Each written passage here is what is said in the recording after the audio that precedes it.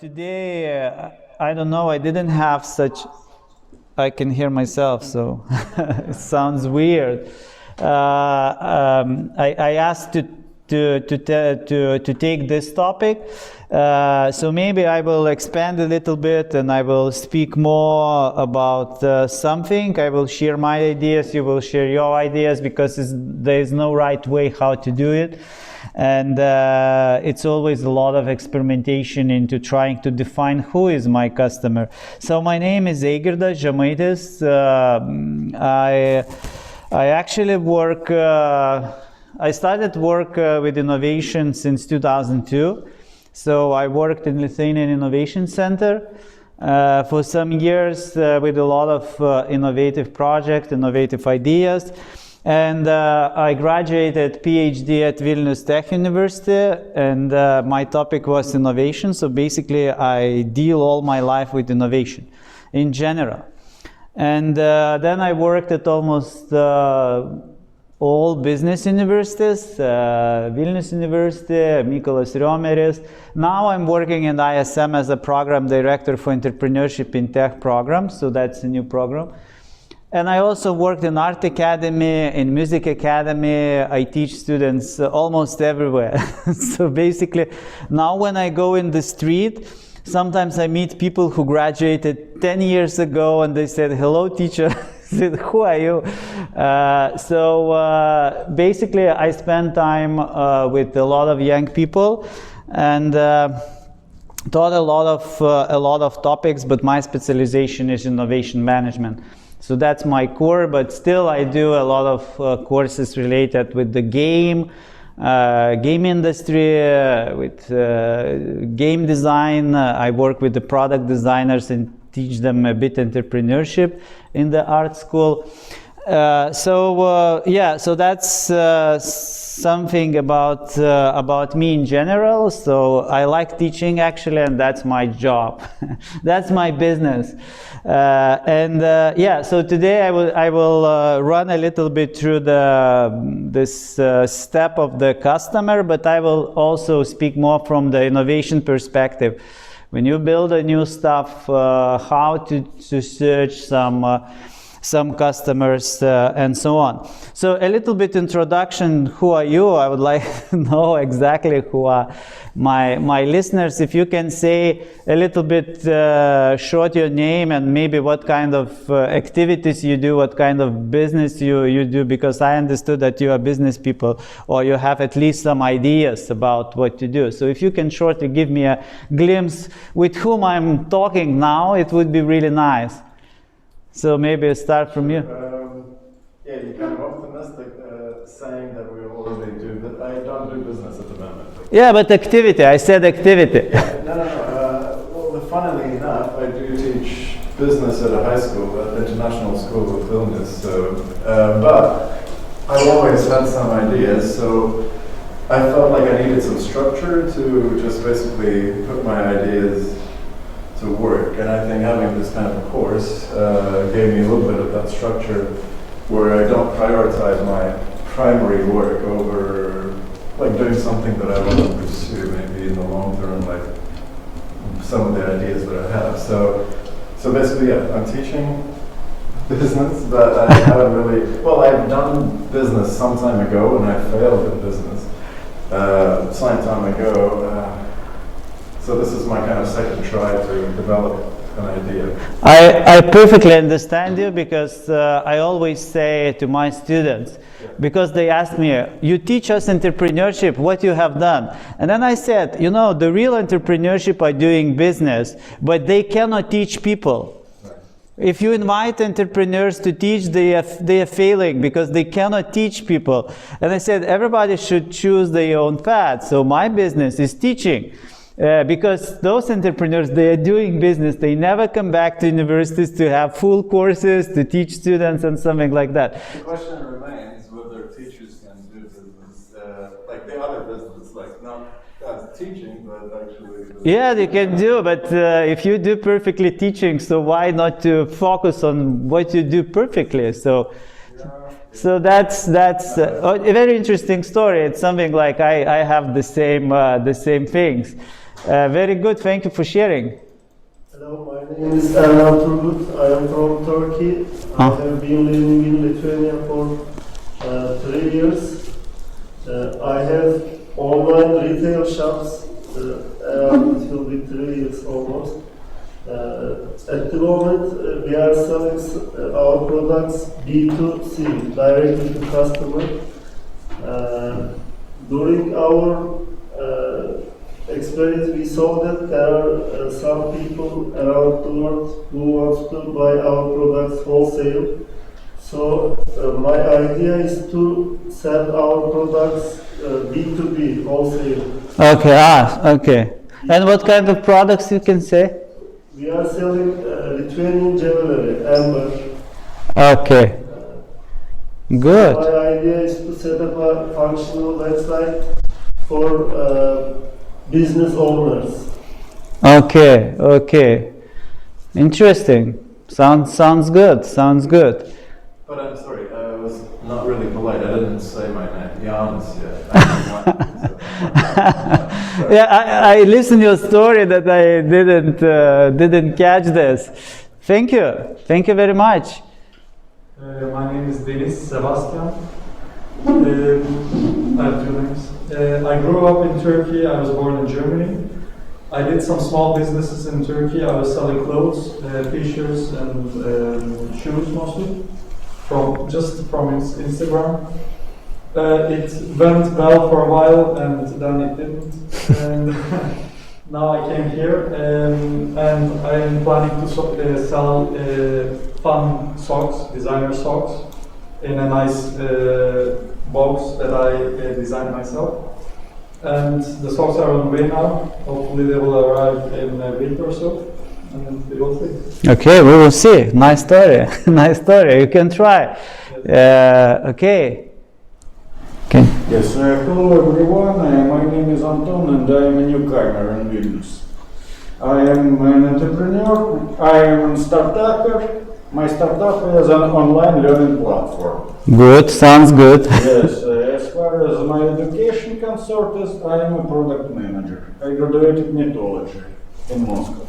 Okay, so quite a lot of things. So you do some education training. Yes. Some specifically about what? I propose different methodology. Okay. I use the statement that the best way to learn is to teach someone else. Okay, yeah, I know that. And artificial intelligence system to match people. Okay, sounds interesting. Really, I wish you success with your idea and attract a lot of people in customers. Thank you. Hi, my name is Oля. I'm from Belarus. I'm here for already 2 years, and we have a business with my husband. We run a food truck. And since I had not very happy experience back in Belarus with making business, I have this fear of failure all the time.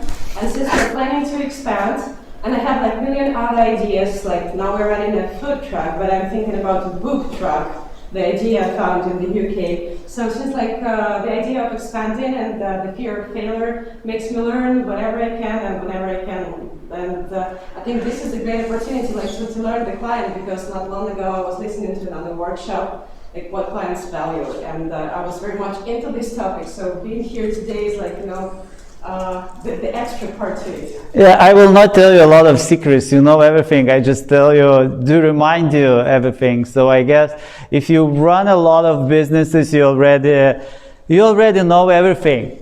So it's just a couple of things which maybe you will help to see the same thing different. And I hope that I will give you something a bit different, a different point of view, which you maybe can use. So do not expect that there will be a lot of... We have our experience, and we have a person who is smart enough and educated enough to structurize everything. Okay. When a professional tells you that, you're like, okay, I was correct. Or like, okay, I wasn't Okay. I need to prove. You need to prove. Okay, I will try to prove something today. Okay, we have the guest who entered later, so can you tell something about yourself? My name is Artem. I'm from Russia. I'm living here for 9 years. My idea is to build an add-on for accountants that would help them enter data easily, because now most of the time they are just taking data emails and stuff like that, and they entering their program. Okay, sounds something IT stuff.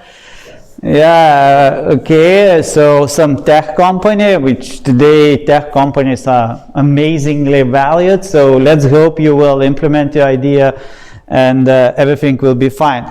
Okay, so thank you very much. Now I know a lot about you and I have context to speak, so I will try to give you some ideas, some point of view, which maybe you can apply, maybe you can ignore, because there is no right way. Entrepreneurship is an experiment. An experiment has two outcomes, success and failure. And every time when you're doing the lab, you have the same.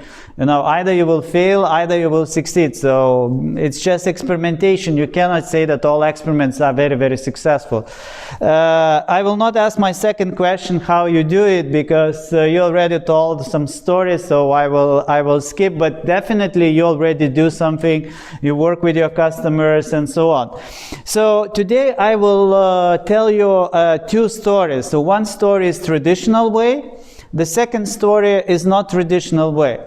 So when we try to understand everything about the customer, so I will start from the traditional way, which sometimes is okay, but sometimes it doesn't work. Specifically, if you're a new startup, the traditional way doesn't give you a lot of value. But anyway, I will give you the traditional way to compare those two perspectives. So the traditional way comes from the marketing perspective and everything what you read in the books about marketing. And most of you know this very well. So traditional way says like identify market segments. So try to split the group of people into groups and try to segment everything into different ways. It's not bad, everything is good, but you should be big enough to do this very, very precisely. And what is interesting that segmentation came after, before business tried to mass marketing, just to sell everything to everybody and to not care about the people, and then they saw that it doesn't work because people want different things. And if you suppose, like in this case, the Ford said, okay, I will sell only black cars, and if you have $850, the car is yours. I don't care about colors, I don't care about whatever. And he was successful for quite years, but General Motors decided, let's make cars colorful, because maybe people want to have different cars. And it turns out that this thing worked. So people wanted to have red car, yellow car, green car. And then the business understood that the people have different needs and different wants. And of course, if you look at the theory, usually you have people with who share similar sets of needs and wants, but traditional way has very strict rules how you define. And always in every group you have the same thing. There is a group of people who share the same needs and wants, but the question is how you will find them. So how you will find this group. So traditional way, which you actually can read in marketing books, tells one story. Non-traditional way today called design thinking. So this non-traditional way gives you a lot of option. For example, if I will give you a free picture and ask you the question, can you tell me who will be the driver of those cars? Can you tell me the personality? Yes. First white one, single lane car. Okay, yeah. The one on the right, family car. Okay. Ferrari most probably belongs to a rich man. Okay, how you know this? Stereotypes. Yeah, maybe stereotypes. What? Stereotypes. Yeah, but you know it. You already know it. It means that these companies have decided to pick up those people and tell the story so hard that everybody knows that this is not my car because I do not belong to this. This is not my car. This is my car. So, but in order to have this kind of powerful stereotype, you need to be a big company with a lot of resources to build the image of yourself. If you do not have big money, it's very difficult to follow this route. But if you can build the story about your product, that this product belongs to this group of people, this product belongs to this group of people, it's amazingly good. If you can do it, that's the best way to find your customer. But it requires a lot of repeating marketing efforts, a lot of expensive advertising. Because every time when you look at the car advertising, you can just check who is the person in advertising, and that's the answer, who is the customer. Always, when Toyota, usually they have very clearly advertising and they show personality, and this is the customer. And this is the person which should be as a typical customer. But this way is good. The problem, it's too expensive for entrepreneurs to build this kind of stereotypes about your product. And because what is interesting about segments, that they actually exist. The people are different, and you can put them into some type of groups, this group of people, this group of people. The problem is that you cannot invent them. You cannot create them. They exist. So the society has some kind of structure, and if you see that in this group of people, this is my type of customers, then I will pick up. And in the traditional ways, they use these 4 typical classical ways. I'm not telling that they are bad, but I'm telling they are very, very difficult to use, actually, for small entrepreneurs who do not have really big scope of their products. But geographic is very simple. You usually have some kind of division by physical space, by some kind of neighborhoods, maybe, some kind of other things. Typically what traditional companies use, it's demographic. It's the easiest way to split people into some group of different segments. And usually they use mostly 3 variables. When you look at the classical approach, usually it's used age, gender, and income. So that's the 3 most used variables to measure society. Income, how much money you have, what is your age, and what is your gender. And then the rest, oh yeah, maybe, I don't know. But it's not enough today to use those variables, because we are so different in our, lifestyle. How we live, how we think, what are our values. If you use only age, gender, and money, yeah, you can end up with very limited things.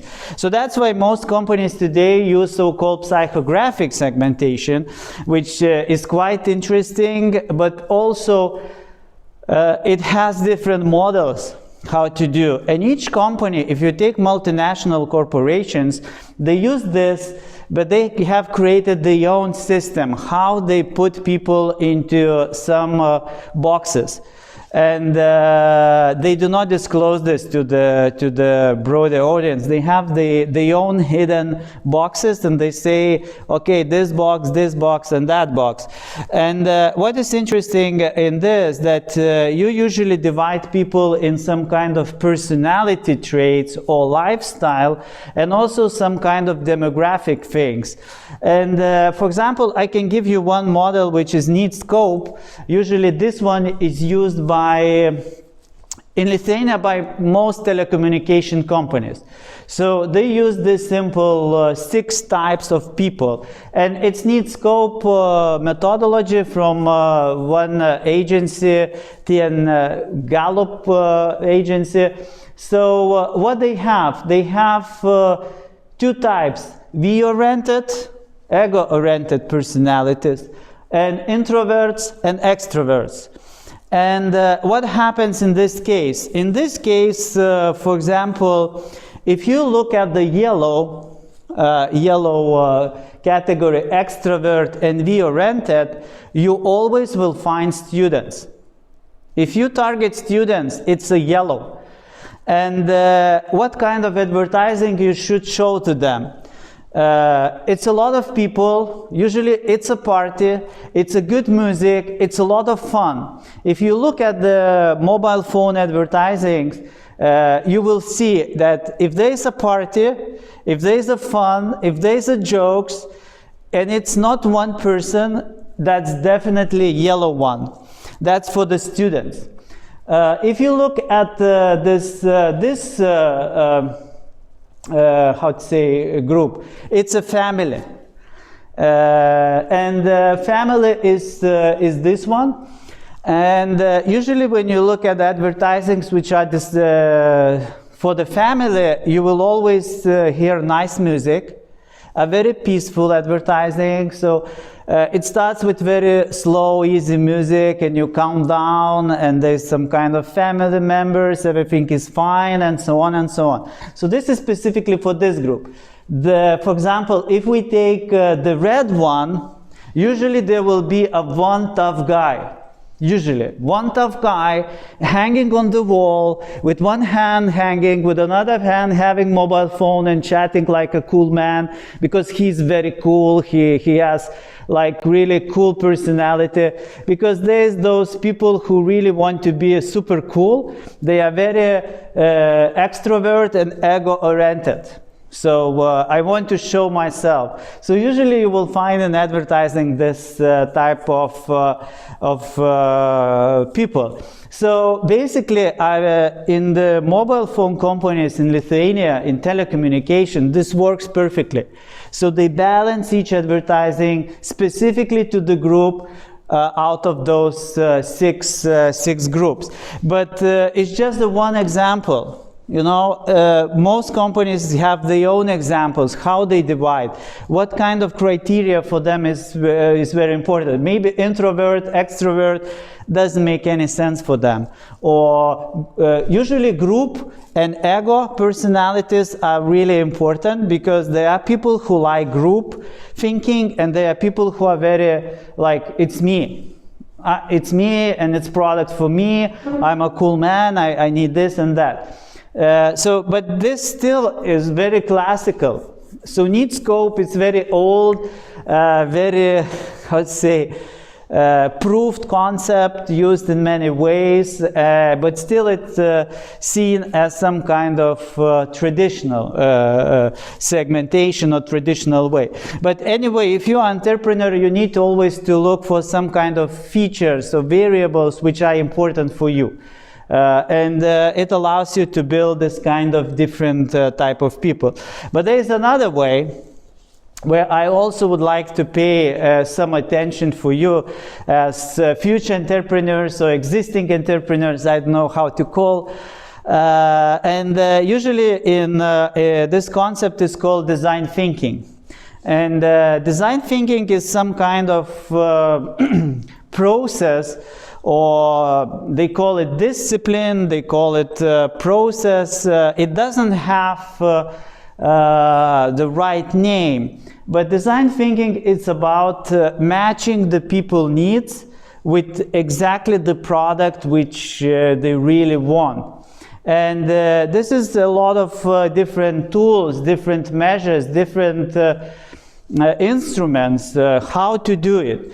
And what is interesting about the design thinking, that I will skip a couple of slides, that usually it have very simple, non-structured way. So there is no right structure how to do it. So basically you have only 3 important milestones. You need to have inspiration from your customer, what kind of product or service he needs. Then you need to create some ideas to satisfy this, and then implement and test it with the customer once again. And the most important part in this is inspiration, where you really need to dig into the customer mind to find out exactly what he really wants. And this is all about design thinking. And usually if you Google, you will find typically this process. It's very popular on the Google. If you write design thinking, you will find this one. So it tells you one simple thing. You have 3 stages: understand, explore, and build it. In understand phase, the most important thing is empathize with the customer. It's exactly a lot of tools to dig into the customer mind, to be your customer and try to understand exactly where is the problem of customer. Because if you do not solve the problem, your idea is useless. Because if customer doesn't have problem, why he should buy some product? Because you do not solve his problem. And there can be 2 types of problems: nice to have and must to have problem. If you try to solve nice to have problem, you always will have a lot of competition. If you want to solve must to have problem, usually it's some kind of deep problem which nobody wants to solve, because must to have is something really important for the customer. And so basically when you empathize, then you find out some kind of problem which you want to dig into, and only then you start idea generation. But what people really like, they like to start from the idea. You know, I start from the idea and then I should do this. But you forget that maybe the customer doesn't have problem at all, and you try to solve something which is not a problem, so you will lose the customers because customers just do not want to buy, because it's not the problem which you try to solve. Sometimes this model or process, it's called human-centered design. Because the point is that if you create a service or product, basically it's the person in the middle, the customer in the middle, and you center everything around him. You build a product which actually solves the problem. And that's exactly how the customer analysis looks like in design thinking. So basically that's how you try to make a pictures, try to brainstorm about some kind of behavior, how customer lives, what he does, what he likes. For example, if you build a digital product, so basically you need to know what this person does on internet. What he does online, what kind of pages he likes, what he posts on Instagram, what is his behavior there. Maybe you can then be exactly on the moment when he has some kind of problem. So I will come back to the process from a bit different perspective. It's the same, but maybe structured a bit easier. So what I wanted to say that always if you start with the clear definition of the problem which you try to solve, then everything what you build works well. If you have this one wrong, you do not identify the right problem, you do not solve the issue which the customer has, so everything what you build on that is wrong. So you go to the wrong direction and it will fail, because at the end of the day there is no problem. And this is sometimes the big mistake where a lot of people do, especially young entrepreneurs. They always say, I have an idea. Why? Because it's a cool idea. You know, it's a cool idea and I have this idea because I like the idea. It sounds good. But if it doesn't based on real pain of the customer, then this idea one day will just collapse. Because nobody will buy a product based on that. And this is really very important element to really identify the problem, identify to whom you will solve, and so on. How it is done actually is by very simple questions. First of all, what is the key issue and how big is this issue? How it's important for the person? Because maybe I have problem, I cannot, I don't know, I'm very lazy to switch on the channels on my TV, so I can say, yeah, that's my problem, it's very difficult. Maybe you can build some solution, and then I will build some solution for you, like voice assistant and so on. But then it turns out that it wasn't really not the big problem, it was some kind of small problem, maybe which, yeah, I can do this. It's nice to have some kind of implementation, but it doesn't make a lot of sense. So the size of the problem, the size of the pain of the customer actually makes a lot of sense. And also then the second question is, who has this problem? And this is the most important thing. If you can define precisely person who has this problem, and then you do not make some segments about this, but exactly you try to find out this real person who has a problem and build everything for him. And it turns out that this type of person exists a lot like him. So if you find a person which has a problem and you target your product to him specifically, it can be that people like him exist everywhere. And then your product will be naturally good for everybody. So this is a bit different way from the traditional ones, because traditional just split people in some grids and say, okay, I target this group. In this case, it's enough for you to have a very small amount of personalities to try to solve the problems. Because maybe I have this problem and you do not have this problem. So then I need to define who exactly you who have my problem and why you have this problem. And basically when we try to dig deeper, then we see that, okay, there's a lot of cultural, social things who can influence my problem. How I will deal with that? Because it turns out that even in different cultures we have different problems, different attitudes, different things, and so on. And then the next thing is, can you reframe the problem? Can you think a little bit different about what you thought at the beginning? Because if you know from idea generation process, people have a very pattern thinking. So if I will ask you to give me, okay, I will ask you, let's check. I have a problem. I have a dog, and I need this dog to go outside, but I cannot go. But the dog should go outside. How you will solve this problem? I cannot go myself, but the dog should go every day for training, for making some stuff outside, you know. How you will solve this problem? There are dog walker services.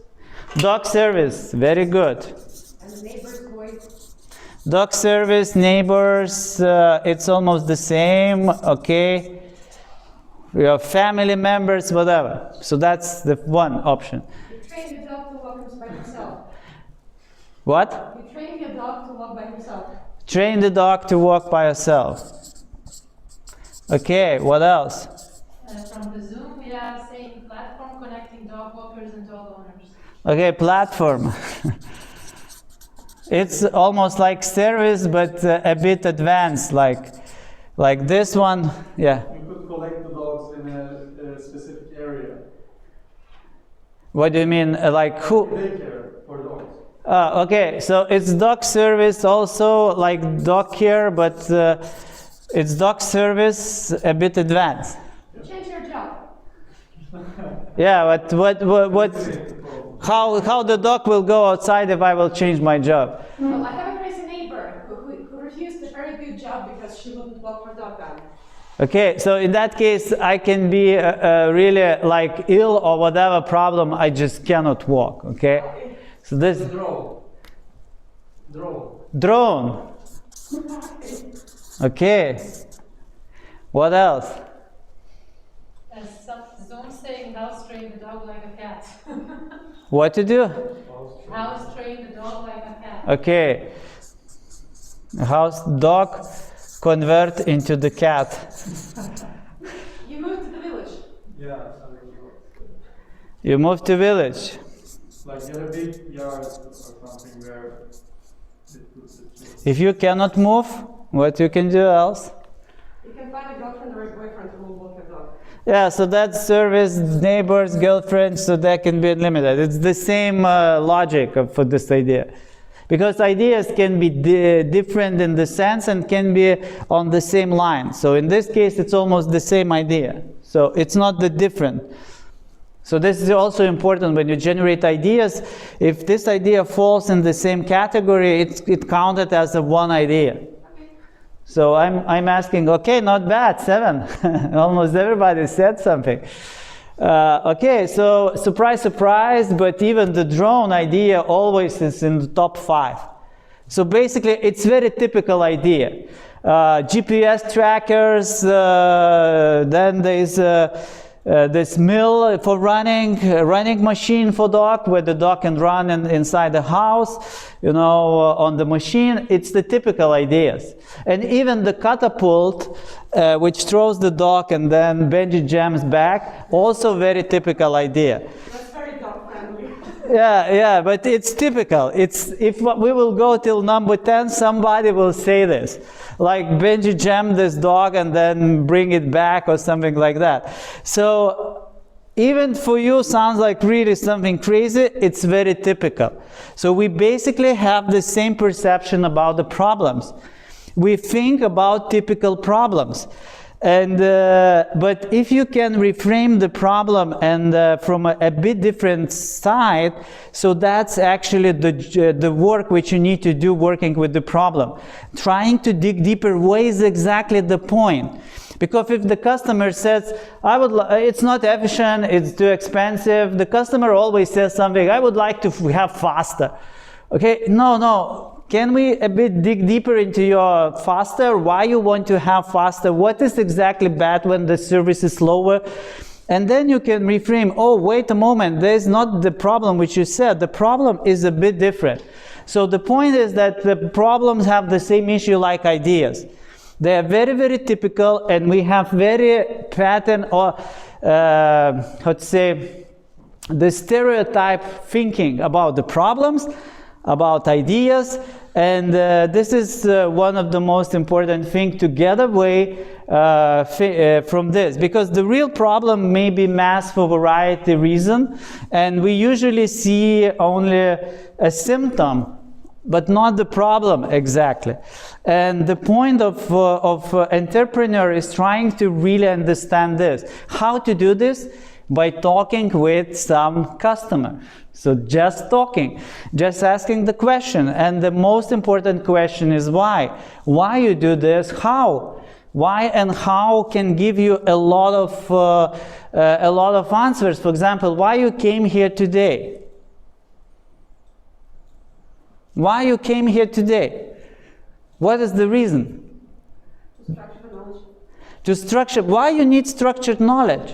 To make sure that I'm doing it right.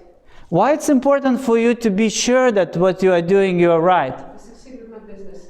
Do you think that in the business everything is very structured and sure? I want to make sure that I'm not making mistakes in the view of a professional. Yeah, you will make mistakes, because business is about making mistakes and trying to correct them. So you cannot avoid the mistakes. But So that try to at least, right? the problem is, the more mistakes you do, the more efficient you will be at the end of the business journey. And the more you experiment, the more you do unstructured things, the more you do something where nobody tried, the more you create innovative products and attract more customers.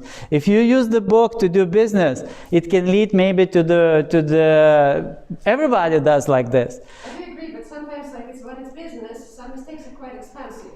So that's the... Yeah, I'm not talking about those mistakes which are really, really expensive, but when you want to build a new product, for example, something that nobody have done, and you would like to beat your competitors, because usually if you want to beat competitors, you need to do something differently, something more efficient, something more, I don't know, in the other way. In that case, experimentation is the only answer. It's the only answer for that thing. So and I can think that it's really hard to to follow. For you, it's really hard. I mean, trying to avoid mistakes in business is really hard, because there is something which always happens, you know, something failed, something done this, and I have now in my course the mentor from United States. She's from Silicon Valley. I have in Lithuanian University. She mentors students, teaches students, and so on. She always said, if you haven't failed 3 times, like 3 bankruptcies, you're not an entrepreneur. That's what we are saying in Silicon Valley. So basically, 3 bankruptcies for you is like, oh, you are good at it. So basically, you can do business now. And they always tell to the student, okay, just try, because students ask, is it the right business idea? Is it the right way? She says, I don't know, just try it, just see what happens. Just make it and see what happens, and then come back and say what happened. And then I will say what kind of next steps we can do about this. Because they never know about the outcome, and that's the most interesting thing. But still, some structure in this can be. So if you use this kind of thinking like this one, it's a bit structured way how you follow, but you do not have an answer how to empathize, because it's just go and speak with your customer. And for example, if you go into research phase, which is extremely important in design thinking, trying to collect as much as possible insights about your customer, about your problem, about everything. So those insights leads to the idea which you propose. And this requires a lot of work. And the Idea company is one of the famous companies who build new products for others. So basically, if you are a big company and you have no fantasy or imagination, you go to them, pay money, and they build you a product concept. So they build everything. And Idea, they invented actually design thinking concept. And if you will Google Idea, you will find so much resources about this. And by the way, they also have a website called just a second, designkit.org. I will show you this very simple website. I hope internet is working. Yeah, designkit.org. So they give some kind of methods for collecting information or trying to learn about the customer, and usually they are very simple. They are really simple. For example, card sort. They use, if you make a lot of cards about, for example, you do food business, yes? Okay, so imagine if you make a lot of cards about food and so on, and you give to the customer, say, what card, for example, is the most attractive to you, like a dish or something like, I don't know, a product or whatever. They always pick up something, and they always will tell you why. They always will tell you why they pick up, and they give you a lot of information about that. Even if you will write words about, for example, what kind of associations you have with the food truck, okay, and write random words, they will pick up, and they will say, the food truck for me is this, and I buy here because of that.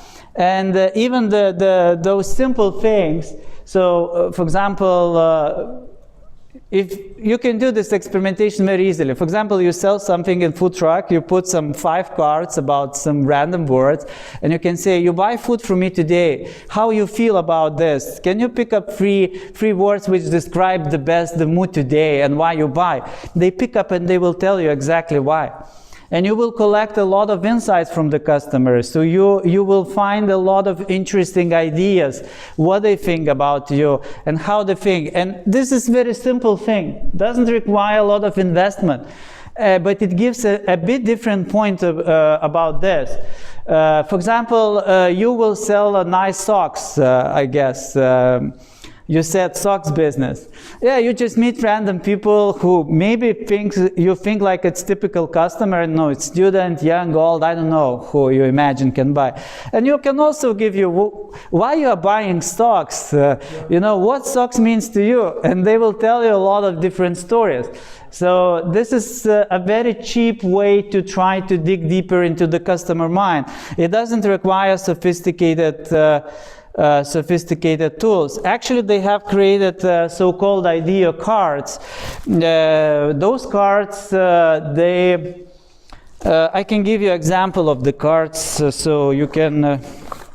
They doesn't give you a lot of value, but you can just check how those cards look like. Actually, it's very simple: name, how, why, and the example how they have done. So basically, but it doesn't give you a real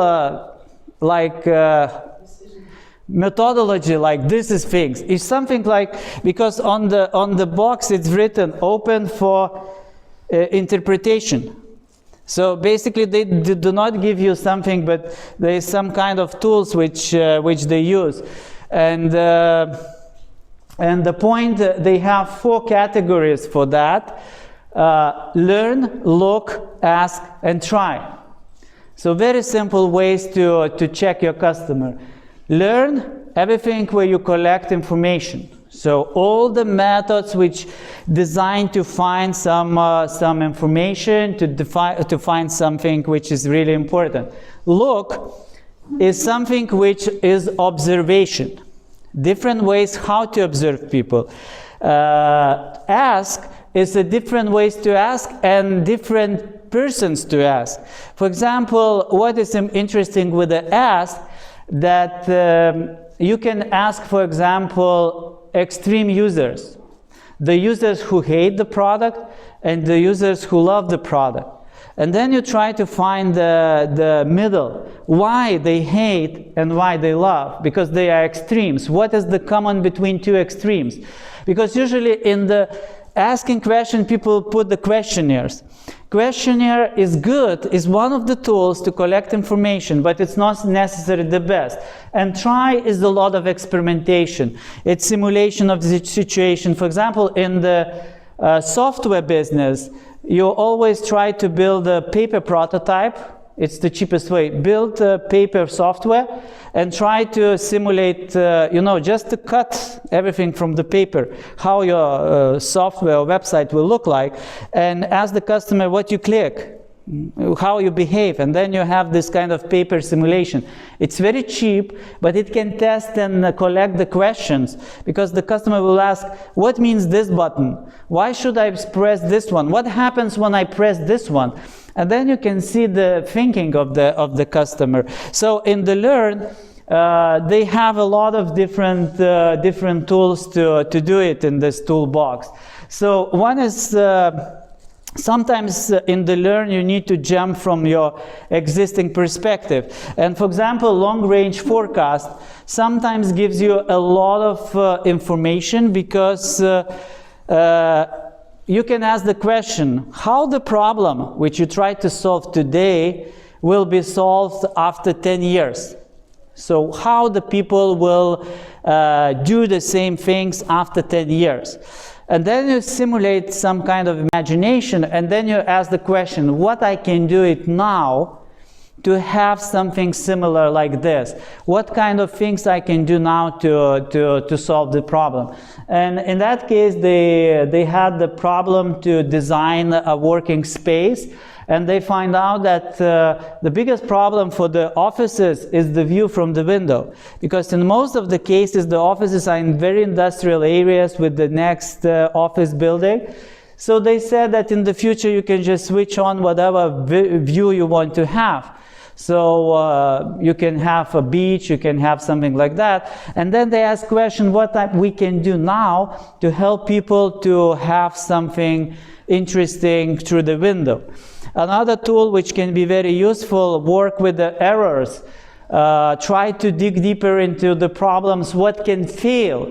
If I will do something, if I will propose the product, I try to find as many as possible errors. Why the customer will not go to the website? Why the customer will not click this thing? Why it will not work?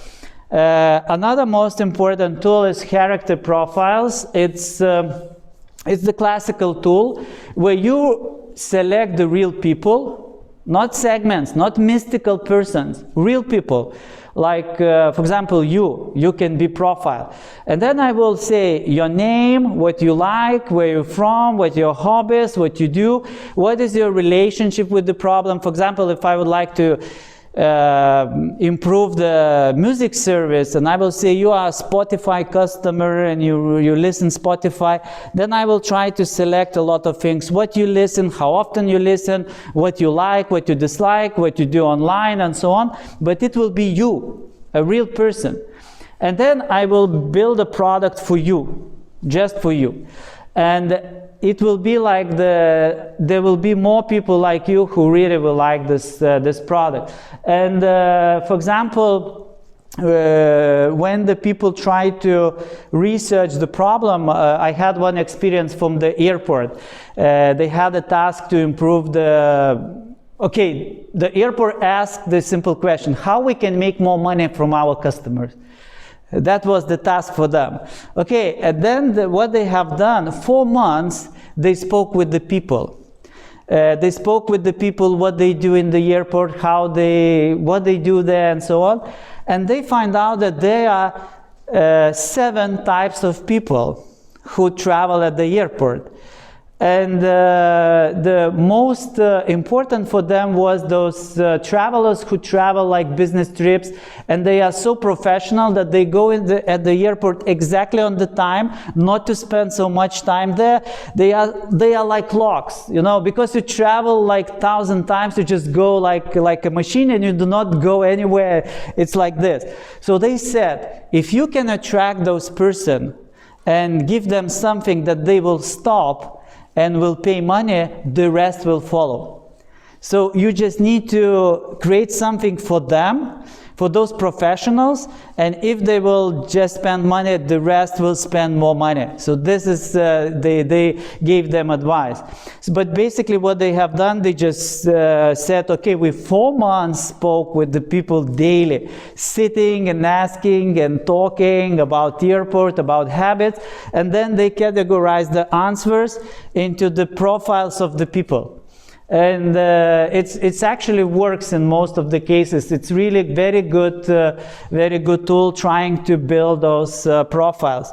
Yeah, sometimes cross-cultural comparison is good. Yeah. What they did at the airport?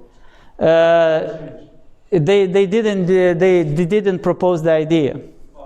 They gave only the answer that this is the people who you need to work with. But they were not those who said.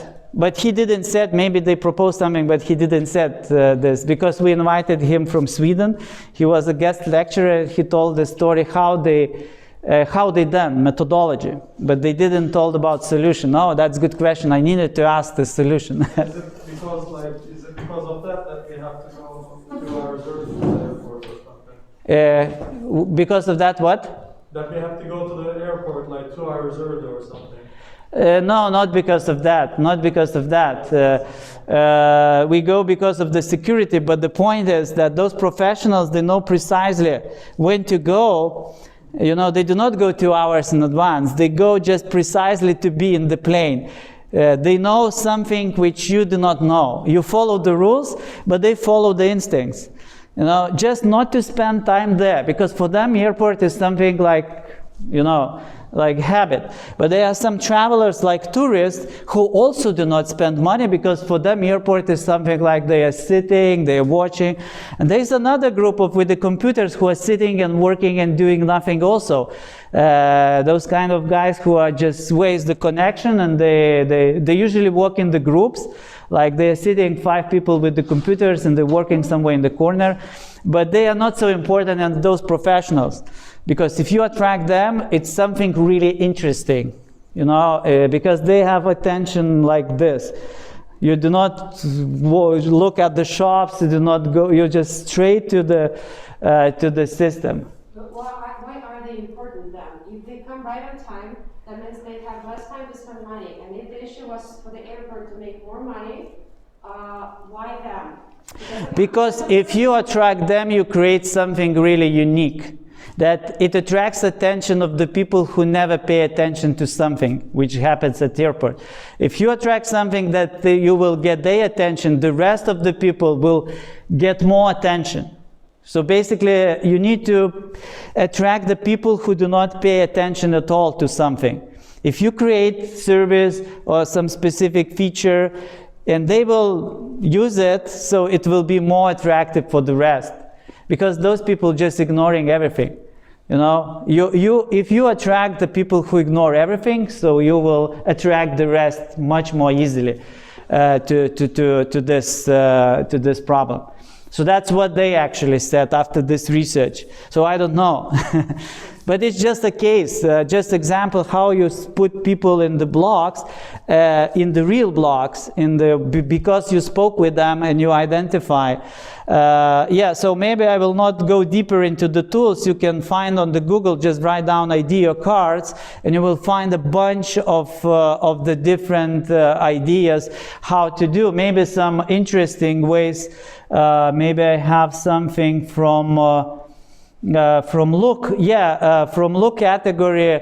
Usually, what is interesting, it's for example, day in the life. It's like journals.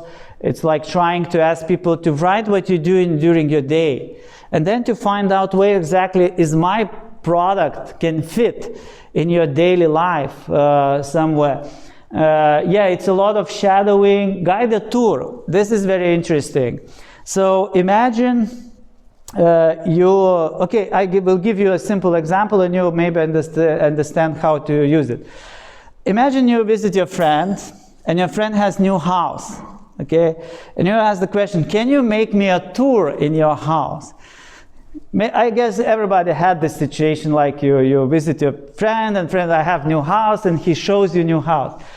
The thing is, if you will be a good researcher, the person who makes the guided tour, he tells everything what is important for him. So basically you can understand his thinking, because usually he walks you through everything, and the last piece what he will show is the most important for him. And there will be maybe some pictures, and he always will say, look, now I will show you something. And this something is the idea about this person. Because guided tour with the guided tour, persons always tell you everything about themselves. And if you will ask to do something guided tour about something, they will always tell you more than usually if you ask question, what is important for you, blah, blah, blah, blah, blah, blah. No, guided tour is the best way to understand what they are doing. Sometimes behavior mapping is used in the spaces. It's good or not necessary. Personal inventory, very powerful thing if you build some gadgets. And you want to see how this gadget will fit into your personal, for example, what I carry in my bag, and maybe the product will be carried every day in my bag. The question is, what I really carrying in my bag, you know? And then you try to think, does it fit in his routine? Is it the right product for him, or something like that? And fly on the wall is the classical, most difficult to do, to be fly on the wall. If in this classroom there will be person who will observe me, I will not behave naturally. I will start, you know, as a teacher, if there will be somebody who will be, let's observe how you do teaching, you will create something not typical for you. But in most situations, if you build a product which requires for you to dig deeper into something, for example, if you are an engineer and you need to build a medical product, you should spend the time with the doctors. And actually that was the case, because engineers needed to create a new transplantation box So they spend a lot of time with the doctors, and that was the product which they built it. So not the doctors build the products, but the engineers. So this is something where sometimes you need to spend more time. And as I said, with the asking is everything about what you ask, drawing, extreme user interviews, for example, unfocused groups. Unfocused group means random people. Just ask random people, not necessarily your customers, but just random people, and it can give you a lot of insights about things. But extreme user interview is very good because it gives you really extreme thinking about this. And if you can build some product which is in the middle, you can actually attract non-believers and believers. So that's really something which can give you a lot of insights. So not necessarily work with the believers, but you can understand also not believers. And in that case, they needed to create a cleaning tool set. So they spoke with the professional cleaners, and they spoke with the teenagers who never cleaned the house. And then they tried to build a product which unites thinking from professional cleaners and from the teenagers. And then, the product has this kind of features which can be attractive for both of the groups. And then you have really interesting, innovative ideas. And experimentation is something, one example of the try. Usually when you build a products which requires some special needs, or you build for old people. By the way, now it's a big market. It's called silver economy. Silver economy, people who really have a lot of money, but they are not young. It's not so many services and things done for the aging society, but that's huge potential in the next 10 years. But in order to understand them, you need to really understand that the older people, they do not have the same skills to use IT, to use devices, to use a lot of things. So basically, empathy tools means that you put on yourself something which simulates that you are old person. For example, you put the glasses which reduce your vision, you put some gloves which reduce your touching skills, and then you try to use the devices. And also rapid prototyping, it's really powerful research tool. So in this case, for example, during the brainstorm, that was the quick prototype, how the device can look like, and that's the final version of this. So usually quick prototype, it's very good tool to communicate with the customer. And if you want to test something with the customer, you say, look, if the idea is something like that, what do you think about this?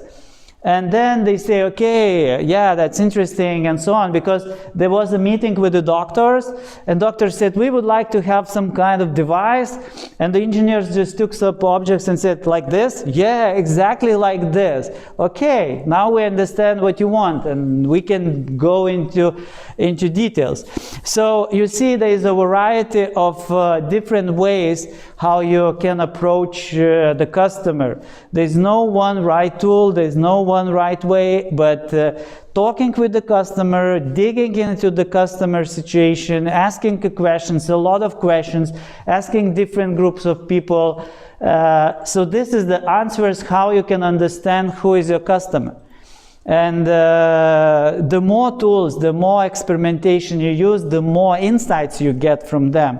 And those insights then lead to some ideas. So, those ideas can be really different when you have a real problem, instead of just saying all those ideas. Because in order to have good idea, you need to get a lot of ideas to solve the problem.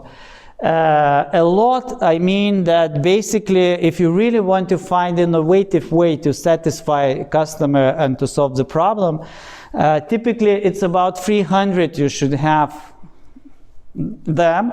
Then those 300 leads to 10 possible good projects, good testing projects, and one project out of 10 will be really good. really good. So basically the funnel looks like this.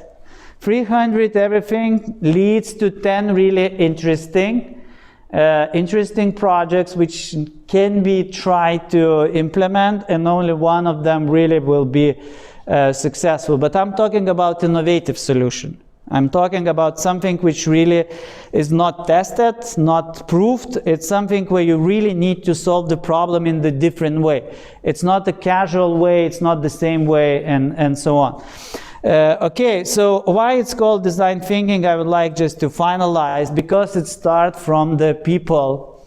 And everything starts from the people. Everything starts from the trying to understand why you exactly have this idea, what kind of problem you solve, and so on. And if you want to test finally your idea, there's always 3 key factors which can help you to decide if the idea can be good or not. So the first one, do the people really need this? Do they want this? Cannot live without that? Then the next one, is it the viability? Will this idea really survive? And the next one, is it possible to do? If we talk about something really more advanced, more sophisticated, then also technology or feasibility is extremely important. So it's enough to have 3 criteria to select your ideas. People want it? Yes, good. Will it survive? Yes. Is it possible? Yes. Okay, then it's a good idea. So then it's really worth to do it. But this one is really important. This one really important, because that's something what people really want to have. And if you will understand this, then everything will be really fine. Yeah, so I do not have a final slide like thank you. I don't know why, I forgot. But it should be a thank you slide for this. So my point today, what I wanted, just a second, maybe I will come back to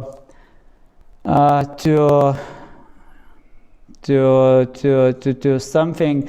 My point today was that there is no right way to do this, but it's really important to pay attention to this part. How to understand, and you can invent your tools. You can invent something by yourself, how you try to get insights, problems from your customer. But it's just empathy. It's just something where you need to empathize with the customer and really understand the pains of the customer. And if you can solve the pain of the customer, he will be really delighted to have your product, to use your product, and so on. Recently, I spoke with some guy who created a marketplace, something called Gojek in Asia. If you heard about Gojek in Asia, it's marketplace where you can book electrician, you can book whatever service you want to book for quick fix, like painter in your house. And he said that he created this business because he saw the problem that the big companies, for example, if you have big company and you have problem with some water leaking or electricity, the people will never come like instantly. You can book them maybe next day, maybe whatever. And he said, look, I will build an online platform to solve the problem of the big companies. And actually he built this service, and now they're doing very well. They expanded to Poland, to Germany, to France, because there are only a couple people working. Everything is automated. Everything works with different vendors, payment by Revolut. This ID is made by this DocuBit, the identify personality with DocuBit. Then they do payments with the Revolut, so everything is automated. So people do nothing about this. And but he saw the problem by himself, because he had a teacher, a big cafeteria, restaurant, and the teacher. And he said, I had this problem with the staff who need to fix things. So I built this for the companies like me, and now he's really successful. So sometimes you really need to be the customer by yourself, to see something what is wrong, and then everything will be fine. So I guess that's it from me. So if you have now questions, we can I don't know if there was a lot of structure because I never liked structure. I like unstructured everything. Well, talking about structure, I meant like, structurized knowledge in any random way.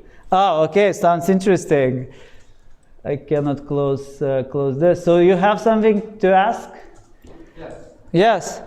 So it appears that ideally it must be your problem because you are the best customer, then you don't have too much effort to empathize because you're already...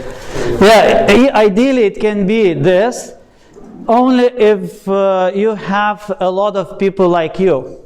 Yeah, but my question is, okay, where do I find people like me? And yeah, because... means what? Yeah, usually if you have your idea and you walk in the places like this, you should walk to every event like hackathons, participate in hackathons. You will start to get feedback from the others, and you will see if a lot of people try to solve similar problems, maybe the problem exists. So basically, one of the easiest way always to tell others about your idea, because you will find a partner who will say, yeah, I know, yeah, that's exactly, bro, let's do it together. Because usually people lock the ideas in the boxes. They lock somewhere, it's my idea, I have a cool idea. But sometimes those ideas are, especially in the tech world, I have a lot of young people who have a lot of tech ideas with the website, platform, system. The problem is, for example, now recently my student said, we would like to build a carpool service, okay, carpooling.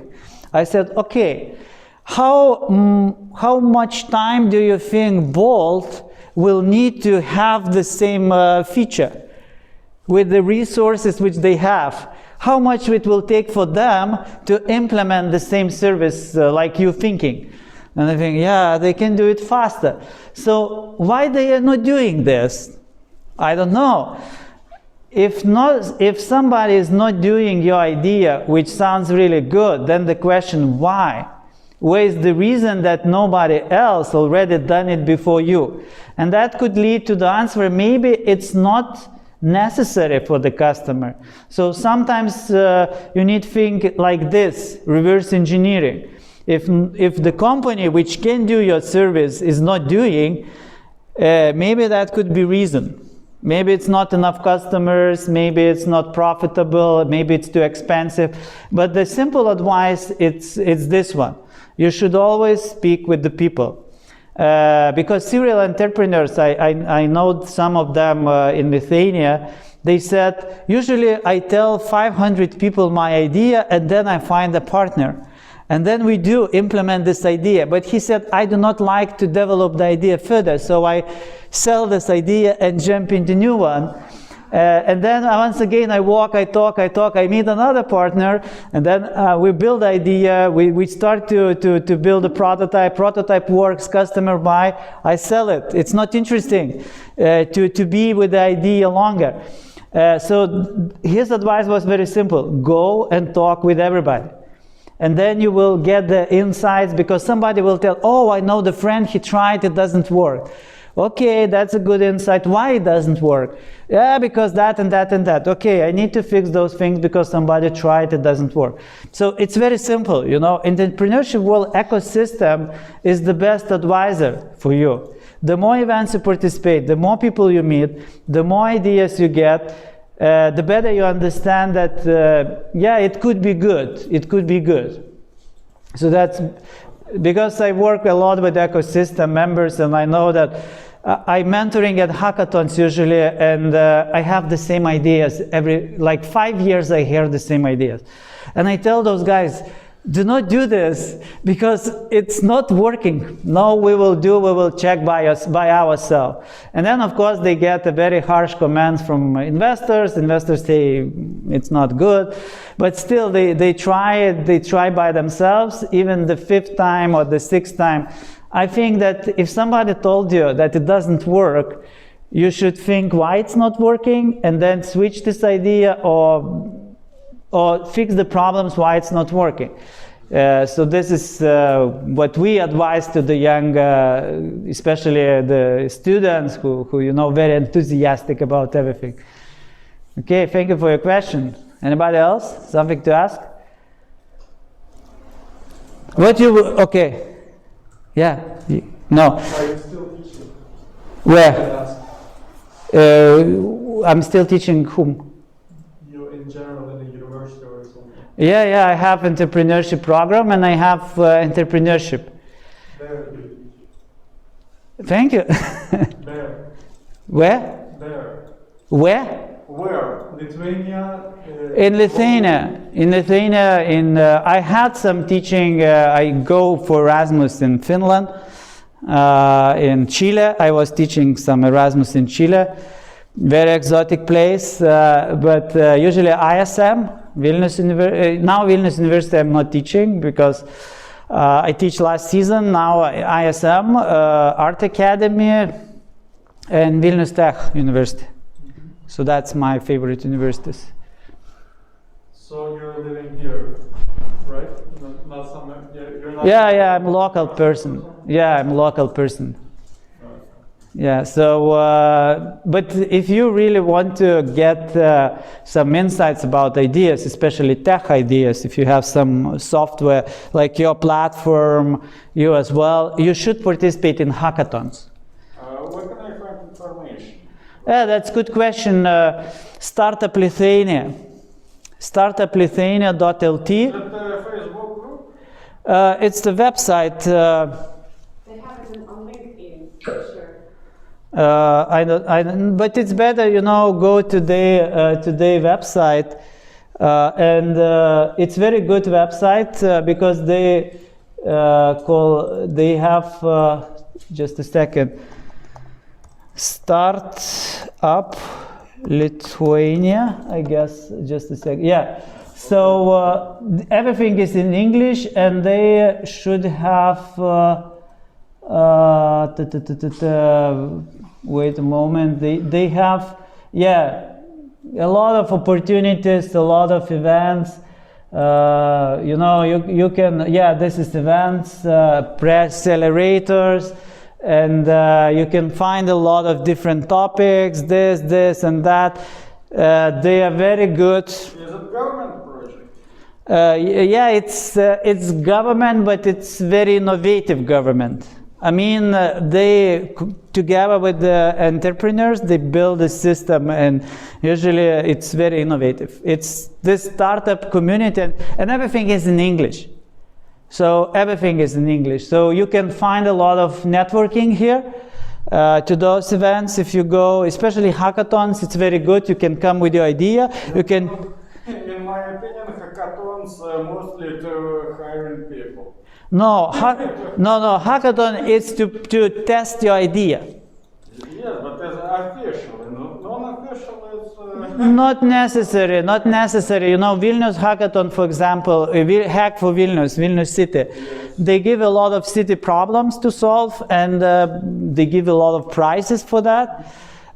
So if you have good idea, you can win. For example, if you have education platform, recently in October there is EdTech Hackathon, specifically for educational tech. And actually they have very good mentors, they have very good experts, investors, and you can get feedback, real feedback about your idea.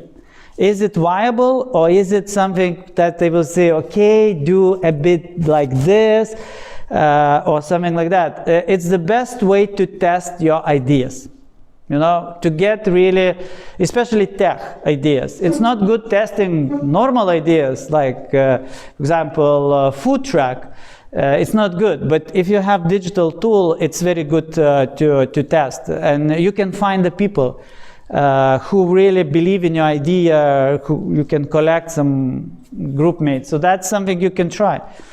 Yeah. I always like, because usually they build a lot of interesting stuff. And the point is that you go to this, you say, I would like to do this and that. Who would like to join me? Because a lot of people do not have any idea. They just would like to join something, to do something. And you can find really good programmers to build a prototype, to test the prototype, and to get the feedback. So it's the easy way. We have a question from Zoom. Yes? how to differentiate an idea which is not unique, but also the business is not big enough to afford to experiment too much. Maybe because of lack of time or being afraid to lose current customers. Can you once again repeat how you differentiate? An idea which is not unique, and also the business is not big enough to afford to experiment too much. Yeah. Why only big business should experiment? It's because I think of the money. Yeah, as I said, as I wanted to say, with those tools, trying to understand customer, they are not expensive. It's just more trying to find out something which gives you insights to build a more innovative approach. So if everybody thinks that you need a lot of money, no, you need just work a little bit with the customer to improve your business. Because if your idea is not unique and you're afraid to experiment because you lose the customers, so then one day you will lose the customers because somebody will create something better for the customers. So you should somehow expand the customer base by trying to attract new customers. Because, you know, if you're afraid to lose the customers, then I think you always live in the fear. Like, you know, you wake up, I fear like, oh, I will lose the customers. I just need to do the same or something like that. So then something is wrong when you have this fear. Maybe then customers doesn't see value. If you will lose it, maybe the value is not big enough for them. But also traditional business can be a bit different. You know, you can digitalize some small feature maybe, because why digitalization is good in traditional business? Because it requires less people. And if you automate some things, then less people can do more job, and you can scale this business into other countries. Because if it's automated, then it's easier to for example, to open an office in Warsaw, in Poland. Because if you require a lot of people, then it's very dangerous. I can give you an example. One company in Lithuania who made this delivery service. You know, this now it's popular delivery service. No, not this one. I will not tell the name. Anyway, they hired at the beginning a lot of people, and the problem was there wasn't enough, you know, turnover to pay. And they hired like 100 people, and then they needed to reduce the people to 50. But the thing was that they haven't automated some features, some processes. That's why they took a lot of people. If they automated the processes at the beginning, they didn't require so many people, and they didn't need to do this decision to lay the people. Because, you know, sometimes you can, for example, delivery business sounds like very traditional, I guess. You know, the people deliver the products. But if you automate everything inside, you do not require a lot of people who work inside the system.